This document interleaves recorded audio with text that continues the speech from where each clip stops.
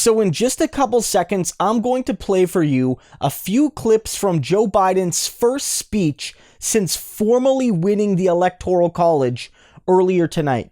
You're going to notice a couple things. One, he's very clearly coughing and clearing his throat throughout the whole thing. I think raising some concerns that are going to be ever present about how healthy he is, but also how he did a pretty effective job at holding Donald Trump to account for attacking democracy. Or an abuse of power can extinguish that flame. And as the people kept it aflame, so too did courageous state and local officials and election workers. American democracy works because America makes it work at a local level. One of the extraordinary things we saw this year was that everyday Americans, our friends and our neighbors, often volunteers, Democrats, Republicans, independents, demonstrating absolute courage. They showed a deep and unwavering faith in and a commitment to the law. They did their duty in the face of a pandemic. And then they could not and would not give credence to what they knew was not true. They knew this election was overseen. It was overseen by them. It was honest. It was free. And it was fair. They saw it with their own eyes. And they wouldn't be bullied into saying anything different. It was truly remarkable because so many of these patriotic Americans are subject to so much. Enormous political pressure, verbal abuse, and even threats of physical violence. While we all wish that our fellow Americans in these positions will always show such courage and commitment to free and fair elections, it is my sincere hope we never again see anyone subjected to the kind of threats and abuse we saw in this election. It's simply unconscionable. We owe these. The Electoral College votes, which occurred today, reflect the fact that even in the face of a public health crisis unlike anything we've experienced in our lifetimes, the people voted. They voted in record numbers. More Americans voted this year than have ever voted in the history of the United States of America. Over 155 million Americans were determined to have their voices heard and their votes counted. And the start of this pandemic, this crisis, many were wondering how many Americans would actually vote at all. But those fears proved to be unfounded. We saw something very few predicted, even thought possible. The biggest voter turnout in the history of the United States of America.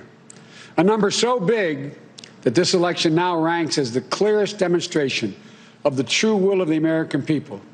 One of the most amazing demonstrations of civic duty we've ever seen in our country. It should be celebrated, not attacked. More than 81 million of those votes were cast for me and Vice President-elect Harris. That, too, is a record. More than any ticket has received in the history of America. It represents a winning margin of more than 7 million votes over the number of votes cast for my opponent.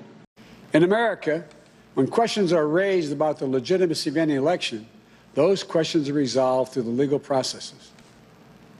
And that's precisely what happened here. The Trump campaign brought dozens and dozens and dozens of legal challenges to test the result. They were heard again and again.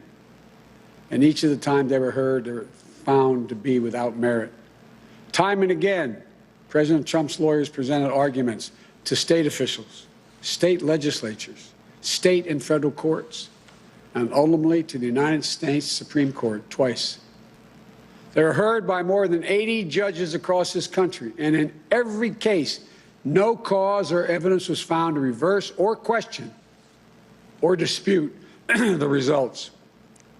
A few states went for recounts. All the counts were confirmed.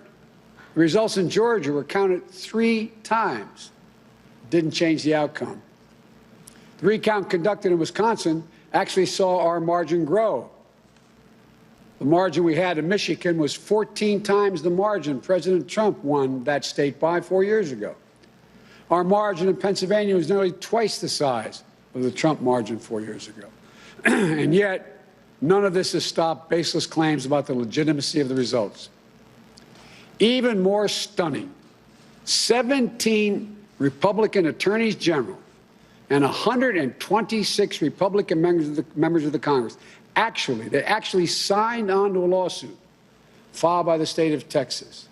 That lawsuit asked the United States Supreme Court to reject the certified vote counts in Georgia, Michigan, Pennsylvania, and Wisconsin. This legal maneuver was an effort by elected officials and one group of states to try to get the Supreme Court to wipe out the votes of more than 20 million Americans in other states, and to hand the presidency to a candidate who lost the Electoral College, lost the popular vote, and lost each and every one of the states whose votes they were trying to reverse. So I think those are two issues we're really going to have to be looking at. One concern going all the way back to the primary was, how well will Biden be able to hold up in this task? And I don't think that question's ever going to go away. And I do think a lot of the people bringing it up are going to be bad faith actors, a lot of Trump supporters, but those questions exist. It's unpopular to bring it up, but we do have to go back to the primary, go back to the general election even, where both Trump and Biden were seen by a majority of the voters to not fully be fit for the job. And I think that that's something Biden will constantly have to deal with. And it's one of the drawbacks of being somebody who will become president at nearly 80 years old. Often people finish before, when Biden is starting, and it's going to be something he'll always have to fight with. But I also think it's really clear to note here that Biden did a good job criticizing Trump and his attacks on democracy.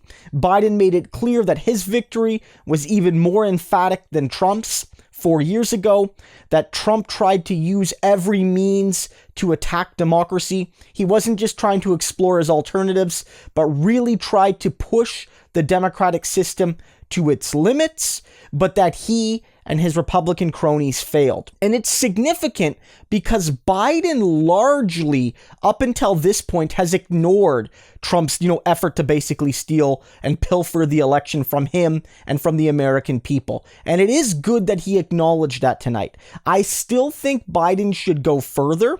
I still think that he needs to really underline that the Republican Party, not just Trump, but a majority of Republicans in Washington, really tried to attack the legitimacy of his own presidency, and that these people are maybe not good faith actors. And if you want bipartisanship, they need to clear their house first before, we're going to work with them on a systematic level. But it's really the first time Biden has acknowledged what Trump has done as seriously damaging. It's been mostly the left. Ironically as it is, most of the people acknowledging it were people that opposed Joe Biden in the primary, and a lot of centrists sort of just let Trump do what he wanted to do to attack democracy.